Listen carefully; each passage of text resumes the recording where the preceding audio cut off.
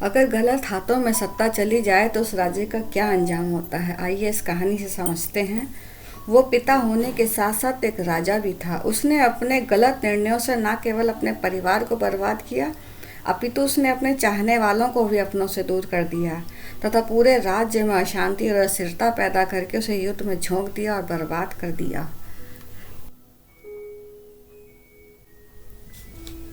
England में लियर नाम का एक राजा राज्य करता था। उसके पास सब कुछ था मगर उसके कोई संतान न थी।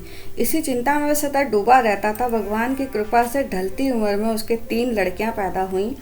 तीनों एक से एक बढ़कर खूबसूरत थीं। सबसे बड़ी बेटी का नाम गॉनरिल, मंजली का नाम रीगन तथा सबसे छोटी का नाम कॉर्डेलिया था। राजा लाड़ प्यार से उनको पालता था, किंतु उसको अपनी सबसे छोटी बेटी कॉर्डेलिया ज़्यादा प्रिय थी। जैसे जैसे वो बड़ी होती गई, राजा उनके लिए अच्छे से अच्छा वर ढूंढ कर उनका ब्याह करता रहा। इस तरह गॉनरिल का विवाह अल्बन के राजकुमार के साथ और रीगन का विवाह कार्नवाल के सुंदर राजकुमार के साथ हो गया। अब केवल सबसे छोटी राजकुमारी कॉर्डेलिया ही रह गई थी। उसके विवाह हेतु भी दूर दूर से संदेश आते थे।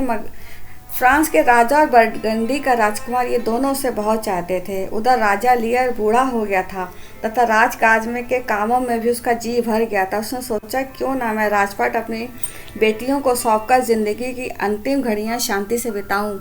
यह सोचकर उसने तीनों राजकुमारियों को अपने पास बुलाया और कहा, मेरी प्यारी बेटियों, तुम देख रही हो कि मैं अब बूढ़ा हो गया हूँ। इन पसलियों में अब इतनी ताकत नहीं है कि मैं राजकाज का भार उठा सकूं। इसलिए मैं चाहता हूँ कि यह भार तुम लोगों को सौंपकर मैं परलोक की भी कुछ फिक्र कर लूँ। किंतु राज्य का बंटवारा करने से पहले मैं तुम तीनों की जुबानी सुनना चाहता हूँ कि तुम में से कौन मुझे कितना प्रेम करती है। उसी के अनुरूप मैं राज्य के 3 हिस्से तुम लोगों में बांट दूंगा। यह सुनकर सबसे बड़ी बेटी गॉनरिल ने कहा, पिताजी, आप मुझे इतने प्यारे लगते हैं जितनी विश्व की कोई भी वस्तु नहीं। राजकुमारी की यह बात सुनकर राजा बहुत खुश हुआ। उसने उसी वक्त गॉनरिल को राज्य का एक हिस्सा देकर उसे रानी बना दिया। बात बनाने में तो मंजली राजकुमारी भी अपनी बड़ी बहन से कहीं बढ़कर थी। उसने कहा, पिताजी, गॉनरिल ने तो 2 अक्षरों में कहकर आपके लिए प्यार प्रकट किया है, मगर मेरे हृदय में आपके प्रति इतना अधिक प्यार है कि मैं जीवन भर भी बोलती रहूं तो भी उसे प्रकट ना कर पाऊं। मैं आपका प्यार पाने के लिए धन, मन और प्राण न्यौछावर कर सकती हूँ। रीगन की यह बातें सुनकर राजा फूला ना समाया तथा उसने पहले से भी अधिक खुश होकर राजा का दूसरा हिस्सा भी रीगन को दे दिया। अब कॉर्डेलिया की बारी आई। वह राजा की सबसे लाडली पुत्री थी, इसलिए राजा को विश्वास था कि वह अपनी बड़ी बहनों से अधिक अच्छा बोलेगी। मगर कॉर्डेलिया के मुंह से एक शब्द भी नहीं निकला, क्योंकि जब उसने देखा कि राज्य पाने के लोभ में गॉनरिल तथा रीगन ने आकाश पाताल की बातें जोड़ने में कोई कसर नहीं उठा रखी है और राजा उन लोगों की बातों को सच मान बैठा है, तो उसके सच्चे प्यार को बड़ी ठेस पहुंची। उसने अपने मन की बात दिल में ही रखकर सिर्फ इतना ही कहा, पिताजी, मैं आपके साथ सिर्फ उतना ही प्यार करती हूँ जितना कि एक पुत्री अपने पिता से करती है, ना इससे कम ना इससे ज़्यादा। अपनी सबसे लाडली पुत्री के मुंह से ऐसी बात सुनकर पहले तो राजा उसके मुंह की तरफ देखता ही रह गया। फिर धीमी आवाज़ में बोला, कॉर्डेलिया, कहने से पहले एक बार फिर सोच लो, मैं तुम्हें एक और मौका देता हूँ।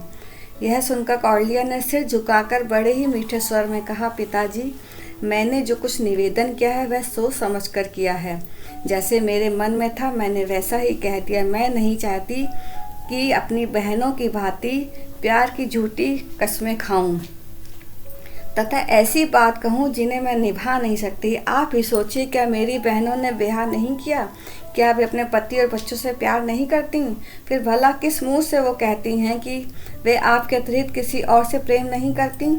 आखिर मेरा भी कभी ब्याह होगा और मेरे पति भी मेरे प्यार के हिस्सेदार होंगे। इसीलिए मैंने कहा कि मैं आपसे उतना ही प्यार करती हूँ जितना कि एक बेटी अपने पिता से करती है। वैसे आप मेरे पिता हैं, मेरे जन्मदाता हैं। जिस लाड़ प्यार से आपने मुझे पाला बड़ा किया, मैं उसे ज़िंदगी भर नहीं भुला सकती। किंतु मुझसे यह ना होगा कि मैं अपने ही पिता के सामने प्यार का ढोंग रचाऊं। यह सब सुनकर राजा का गुस्सा और भी भड़क गया और उसने आवेश में आकर उसी वक्त राज्य का तीसरा हिस्सा भी दोनों बड़ी राजकुमारियों में बांट दिया। उसे राज्य के एक हिस्से में से एक तिनका भी ना मिला। राजा ने दोनों राजकुमारियों के सामने यह शर्त रखी कि जब तक मैं जिंदा हूँ अपने 100 अमीरों को अपने पास रखूँगा। मेरी तथा मेरे इन साथियों की सेवा करना तुम दोनों का कर्तव्य होगा। मैं एक महीना बड़ी राजकुमारी के साथ और एक महीना मंझली राजकुमारी के महल में रहा करूँगा। दोनों राजकुमारियों ने सर झुकाकर राजा की इस आज्ञा को मान लिया।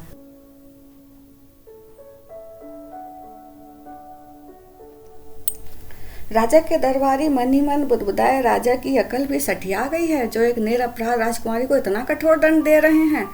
मगर राजा के सामने मुंह खोलने का किसी का साहस न हुआ। पूरे दरबार को चुप्पी साधे देखकर कांत से रहा न गया। वह राजा का सबसे बड़ा विश्वास पात्र सामंत था। उसने राजा को नम्र शब्दों में मगर स्पष्ट कह दिया कि जिन्हें वह प्रेम की मूर्तियां समझे बैठा है वह राजा से सच्चा प्रेम नहीं करती, तथा जिसे वह अपराधनी कहकर ठुकरा रहा है वही उससे सच्चा प्रेम करती है।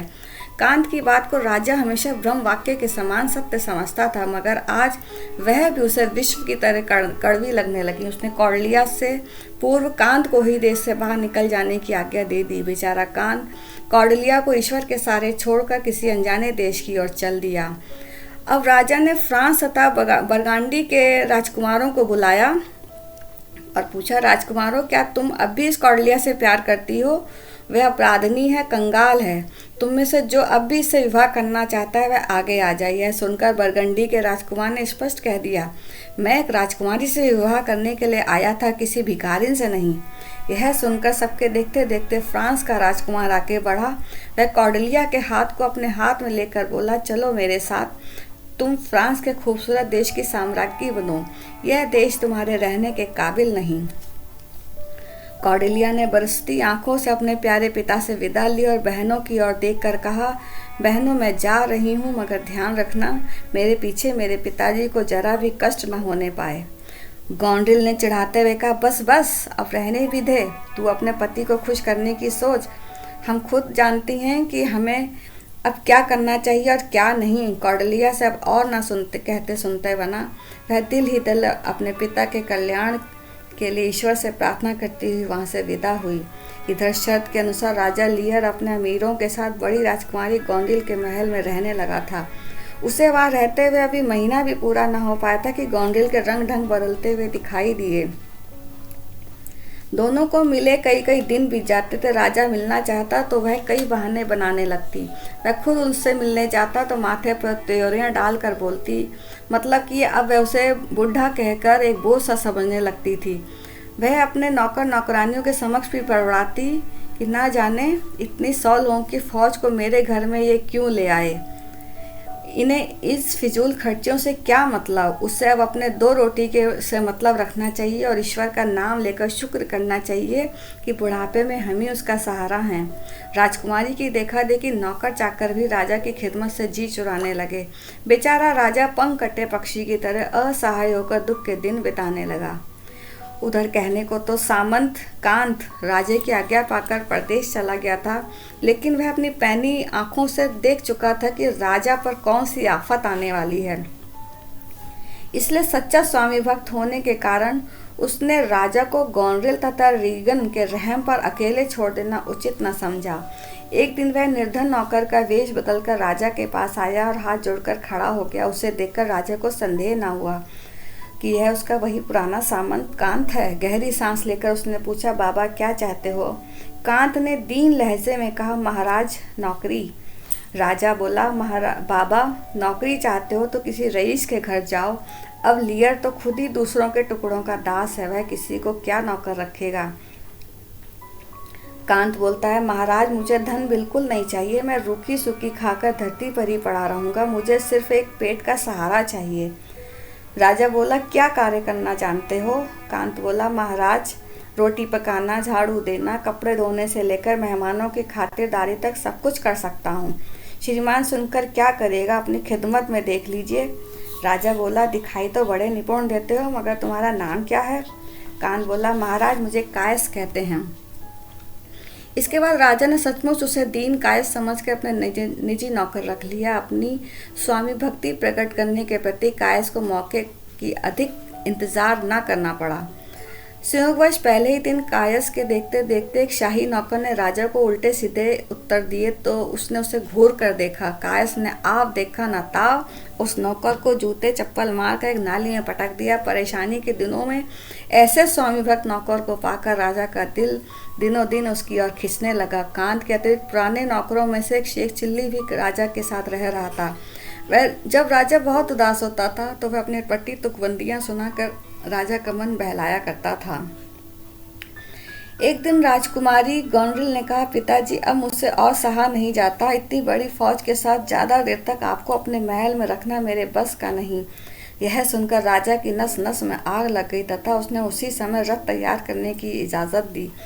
पलक झपकाते ही सारी तैयारियां हो गईं। राजा दाएं बाएं अपने 100 वजीरों सहित मन में बड़ी आशाएं लेकर मंझली राजकुमारी रीगन के महल की तरफ चला। विदा होने से पहले राजकुमारी से उसने कहा, भगवान से प्रार्थना मांगी, हे भगवान, यदि तू सच्चा न्यायकारी है तो इस दुष्टा के कभी कोई औलाद ना हो।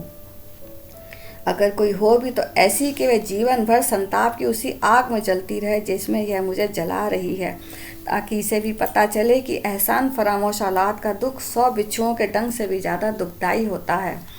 राजा को इस तरह से जाते देखकर गोनरिल ने संतोष की सांस ली और एक खत लिखने बैठ गई। उसने अपनी बहन को खत लिखा, मेरी प्यारी बहन रीगन, तुम जानती हो कि शर्त के मुताबिक महाराज को मेरे यहाँ 1 महीना महल में रहना चाहिए था। वे 1 माह क्या जीवन भर भी रहते तो मुझे कोई आपत्ति न होती, मगर उनके 100 वजीरों से मैं कैसे निभाती। एक एक वजीर एक एक महाराज के जैसा है। उनकी सेवा करने के लिए हर समय सेवकों की पलटनें तैयार रहें, शराब की बोतलें खुली रहें, कोष का रुपया पानी की भांति बहता रहे। अगर तुम मेरी जगह होती क्या तुम ये सब सहन करती? अब महाराजा वृद्ध हैं, उन्होंने अपनी सारी उम्र मनमानी करने में बिताई है। मानव का एक समय ऐसा भी आता है जब उसे किसी दूसरे की भी माननी पड़ती है। अब तुम ही सोचो कि अगर मैं महाराज को इस फिजूल खर्ची को रोकने के लिए कहूँ तो क्या बुरा किया। महाराज ने इसे अपना अपमान समझा और मुझसे रूठ कर चले गए। फिर महाराज को तुम पर बड़ा घमंड था। अगर उन्हें यह विश्वास होता कि एक जगह से ठुकराए जाने पर दूसरी जगह भी शिष्टाचार के बंधनों में बंधना ही पड़ेगा तो वे मुझे संसार की आंखों में कृतघ्न बनाकर इस तरह चले ना जाते। मैंने सारी परिस्थिति से तुम्हें परिचित करवा दिया। मेरे अनुभवों से अगर तुम कुछ लाभ उठा सको तो मैं अपनी से प्रेरणा को सार्थक मानूंगी। आगे तुम्हारी मर्जी। शेष सब बातें संदेशवाहक की जुबानी जान लेना। तुम्हारी बड़ी बहन गोनरिल। इस खत को झटपट उसने एक लिफाफे में बंद करके एक संदेशवाहक को दिया। कहा, जाओ घुड़साल में सबसे तेज चलने वाले घोड़े को चुन लो। अभी जाकर यह पत्र राजकुमारी रीगन को पहुंचाओ। महाराज के पहुंचने से पहले ये पत्र वहां पहुंच जाना चाहिए। जाओ और देर मत करो। संयोग की बात है, जिस वक्त गोनरिल का संदेशवाहक महल में पहुंचा, ठीक उसी वक्त महाराज लियर का पत्र लेकर कायस भी रीगन के महल में पहुंचा। इस खत में राजा ने रीगन को सूचित किया था कि वह उसे मिलने के लिए आ रहा है तथा वह स्वागत के लिए तैयार रहे। कायस को यह पहचानते देर न लगी कि यह वही नौकर था जिसे उसने एक बार राजा का अपमान करने की वजह से नाली में पटका था। इस मौके पर उसे वहां देखकर वह समझ गया कि वह किस विचार से वहां आया है। उसे देखते ही कायस की त्योरियां चढ़ गईं तथा उसने घूसों तथा जूतों की मार से उसकी खूब मरम्मत की। जब वह संदेश रीगन के पास पहुंचा तो उसने कायस के हाथ पैर बंधवा कर उसे कटघरे में बंदी बना लिया। इतने में राजा की सवारी भी वहां आ पहुंची। आंगन में पैर रखते ही राजा ने जो सबसे पहले दृश्य देखा वह अपने प्यारे सेवक कायस के हाथ पांव में बड़ी बेड़ियां जकड़ी देखी। उसके लिए यह पहला अपशकुन था। कहाँ तो वह भारी स्वागत की उम्मीद में यहाँ आया था, कहाँ द्वार पर एक नौकर को भी न पाया। परिस्थिति को भांपते राजा को देर न लगी। फिर भी उसने साहस करके द्वारपाल से कहा, राजकुमारी कहाँ है? उत्तर मिला कि इस वक्त राजकुमारी अपने शयनघर में आराम कर रही हैं और प्रातःकाल ही पहले मिल पाएंगी। यह सुनकर गुस्से के मारे राजा की आंखों से चिंगारियां निकलने लगी और उसने होंठ फड़फड़ाते हुए कहा, इतनी निर्लजता! जिस पिता ने अपने सिर का मुकुट उतार कर तुम्हारे माथे पर रखा उसी के लिए इतना तिरस्कार। अभी यह बातें राजा के मुंह से निकले ही थी कि उसका नज़र प्रवेश द्वार पर पड़ी। देखता क्या है कि गोनरिल आंगन का फाटक पार करके रीगन के महल की तरफ जा रही है। उसे देखकर राजा काठ के पुतले की भांति वहीं का वहीं खड़ा रह गया। सहसा रीगन महल से निकली तथा राजा को वहीं खड़ा छोड़कर गोनरिल के हाथ में हाथ डालकर उसे अंदर लिवा लाई। अब राजा से रहा ना गया, उसके होठों से निकल पड़ा, गोनरेल, क्या मेरी सफ़ेद दाढ़ी तथा बुढ़ापे का भी तुझे कोई लिहाज नहीं, और जो तू यहाँ भी आ गई। रीगन पीछे की ओर घूमी और राजा की बात खत्म होने से पहले ही वह बोली, उसे आपका लिहाज है। पहले आप अपनी मनमानी के लिए उससे माफ़ी मांगें और भविष्य में इसकी आज्ञा में रहने की प्रतिज्ञा करें। अब वह मालिक है, मलिका है और आपकी संरक्षिका है। अगर उसकी इजाज़त में आपको रहना स्वीकार हो तो आप अब भी उसके साथ उसके महल में लौट जाएं। इसमें उसे कोई परेशानी न होगी। राजा ने कातर नज़र अपने जर्जर शरीर पर डाली और दूसरे रीगन की तरफ और कुछ सहमे स्वर में बोला, और अगर मैं गोनरेल के पास न रहकर तुम्हारे पास रहना चाहूँ तो। रीगन के पास मानो जवाब पहले से ही गड़ा हुआ था। वह फौरन बोली, तो आपको मेरी आज्ञा में रहना होगा और उसी शर्त पर।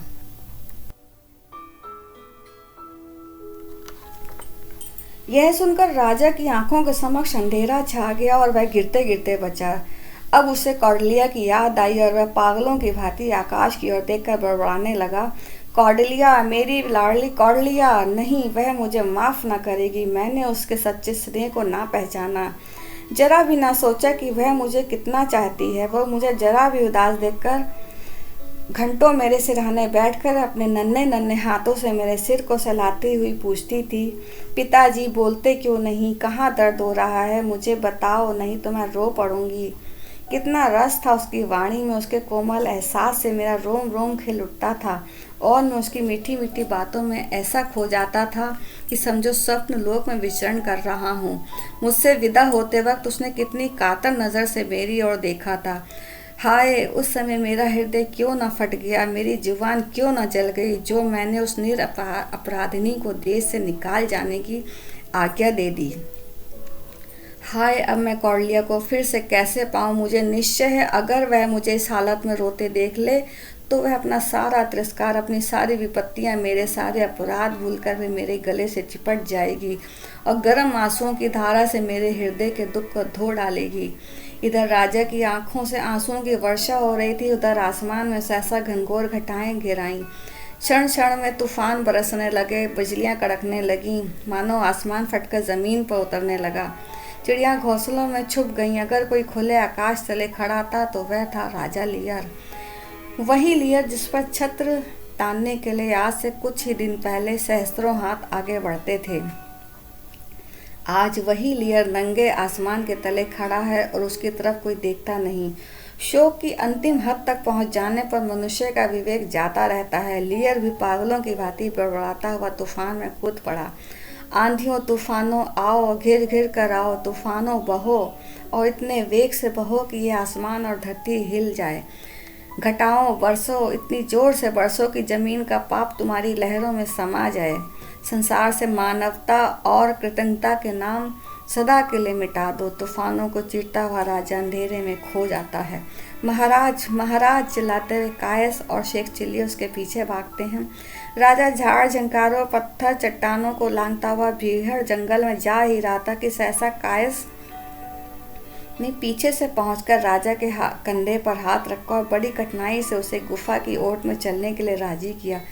जैसे ही शेख चिल्ली ने गुफा में झांका तो वह भूत भूत कहता हुआ पीछे की तरफ भागा। वास्तव में वहाँ भूत नहीं था, अपितु कोई किस्मत का मारा आंधी से बचने के लिए इस गुफा में जा छुपा था। शायद कोई वो फकीर था।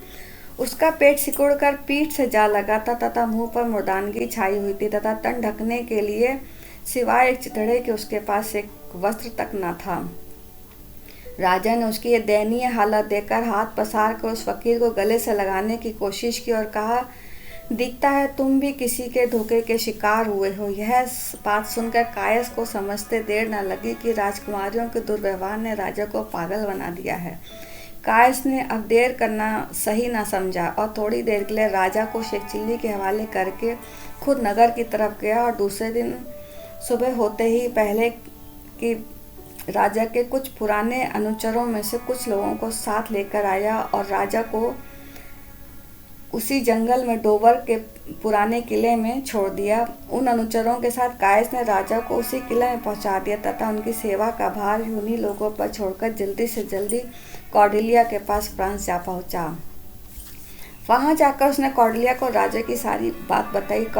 राजा की इस दुर्व्यवस्था को देखकर उसकी आंखों से आंसू गिरने लगे। उसने अपने पति की अनुमति से उसी समय एक बड़ी सेना तैयार की और उन राजकुमारियों के दमन के लिए इंग्लैंड को रवाना हो गई। उधर कायस जिन संरक्षकों को राजा की देखभाल का कार्य सौंप कर आया था, उनकी आंख से बचाकर राजा किसी तरह किले से भाग निकला था।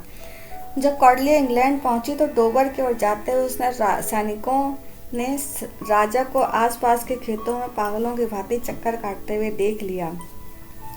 उसने जंगली घास का एक मुकुट बनाकर सिर पर पहन रखा था तथा झाड़ियों और पेड़ पौधों को संबोधित करके कह रहा था, मैं राजा हूँ, मैं ही राजा हूँ।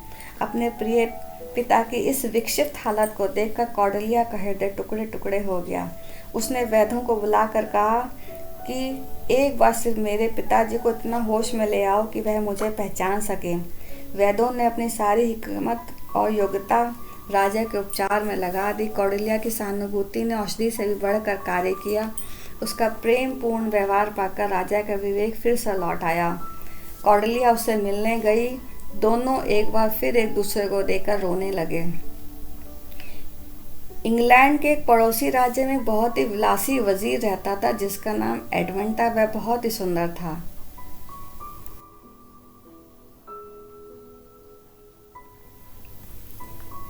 वह जितना रूपवान था, आदत में उतना ही कुटिल भी था। दोनों बहनों ने कौडलिया को सेना सहित राजा की मदद के लिए आया सुनकर बहुत बड़ी सेना तैयार की और उसे ग्लौसेस्टर के नेतृत्व में कौडलिया का सामना करने के लिए डोवर की ओर भेजा। ग्लौसेस्टर के दो बेटे थे, एडमंड जो नाजायज औलाद था और बहुत बुरा था, एडगर जो जायज औलाद था और बहुत अच्छा था।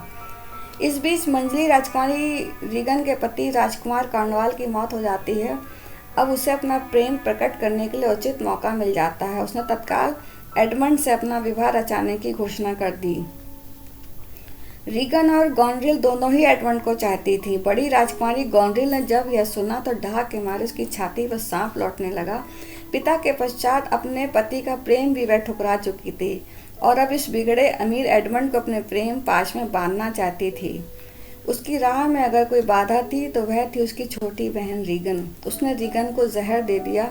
रीगन ने तड़प तड़प कर अपने प्राण दे दिए। उधर एडमंड के साथ उसकी गुप्त प्रेम कहानी तथा रीगन की हत्या का समाचार गॉनरिल के पति अल्बनी को मिल गया। इन दोनों अपराध के कारण उसने गॉनरिल को कारागार में बंद कर दिया, जहां गॉनरिल ने गले में फांसी लगा ली। विधि के विधान के अनुसार दोनों राजकुमारियों ने अपनी अपनी करनी का फल पाया तथा राजा लियर के संतप्त हृदय से निकली आह सत्य सिद्ध हुई। उधर गैलिस्टर को सेना सहित आते सुनकर कौडलिया उससे लड़ने के लिए खुद युद्ध क्षेत्र में भी उपस्थित हो गई। वहाँ कहाँ भोली भाली कौडलिया और कहाँ वह धूर्त गैलिस्टर। कौडलिया उसकी कुटिल चालों को न समझ सकी तथा एक अंधेरी रात में सोते सोते बंदी बना ली गई। वहाँ उसने अपने पिता की मंगल कामना करते हुए अपने प्राण त्याग दिए। राजा ने एक कान से गॉनरिल और रीगन कान सुना तथा दूसरे कान से प्यारी पुत्री कौडलिया का बलिदान। इतने बड़े आघात को राजा का कोमल मन भी सहन न कर पाया तथा अपनी प्यारी लाडली पुतली कौडलिया का नाम पुकारते पुकारते उसने भी प्राण त्याग दिए। एडमंड युद्ध तो जीत जाता है मगर वह अपने ही भाई एडगर द्वारा मार दिया जाता है। इस प्रकार एक पूरा शाही परिवार खत्म हो जाता है।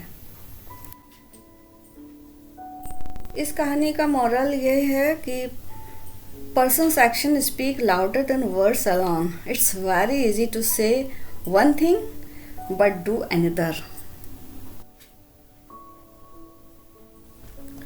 अगर आपको मेरी ये कहानी पसंद आए तो कहानी को लाइक शेयर ज़रूर कीजिए। चैनल पर नए हैं तो चैनल को सब्सक्राइब कीजिए।